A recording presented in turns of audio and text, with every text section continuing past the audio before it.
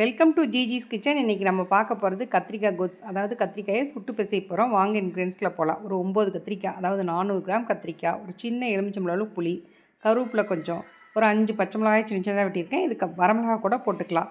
ஒரு கையளவுக்கு சின்ன வெங்காயம், தேவையான அளவு உப்பு. வாங்க எப்படி செய்கிறதுன்னு பார்க்கலாம். கத்திரிக்காயை சுடுறதுக்காக நான் புல்கா தவா வச்சுருக்கேன். இப்போ ஸ்டவ் ஆன் பண்ணி அது ஹீட் ஆகிட்டுருக்கு. இப்போ ஒவ்வொரு கத்திரிக்காயும் எடுத்து எண்ணெய் தடவிட்டு அப்படியே மேலே வைப்போம்.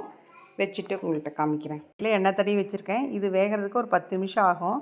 ஒவ்வொரு இதுக்கும் ஒரு ஒரு நிமிஷத்துக்கு திருப்பி விடுங்க. திருப்பி விட்டால் தான் நல்லா மிதமாக உள்ளேயும் வந்து நல்லா உங்களுக்கு கருகி வரும். உங்களுக்கு அந்த ஸ்டேஜ் காமிக்கிறேன். எல்லா கத்திரிக்காயும் நான் சுட்டு எடுத்து வச்சுருக்கேன். அடுத்து நம்ம என்ன பண்ணலான்னு பார்க்கலாம். புளி வந்து நம்ம பச்சை புளியாக தான் கரைக்க போகிறனால நான் வந்து தண்ணியில் ஊற வச்சுருக்கேன். இப்போ அதுக்குள்ளே கத்திரிக்காயை தோல் உரிச்சுக்கலாம் வாங்க. இப்போ கத்திரிக்காய் ஆறிடுச்சு. நம்ம ஒன்றா எடுத்து லேசாக உரிச்சாவே நல்லா உரிபட்டு வரும்.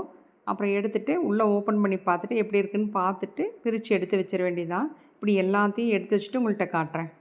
எல்லா கத்திரிக்காயும் பிரித்து எடுத்து வச்சுட்டேன். எந்த கத்திரிக்காயும் சொத்தை இல்லாதனால நல்லா க்ளீனாக இருக்குது.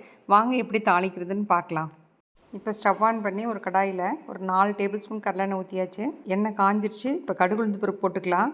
அதுவும் பொரிஞ்சிருச்சு. இப்போ கருவேப்பிலையும் பச்சை மிளகாயும் போட்டு நல்லா ஒரு வதக்கிட்டு வெட்டி வச்சிருந்த வெங்காயத்தையும் போட்டு ஒரு பாதி அளவு மட்டும் உப்பு போட்டுட்டு நல்லா ஒரு 2 நிமிஷம் வதக்குறோம். வெங்காயம் நல்லா 1 நிமிஷம் வதங்கிடுச்சு. போதும், ரொம்ப வதங்கணும்னு அவசியம் கிடையாது.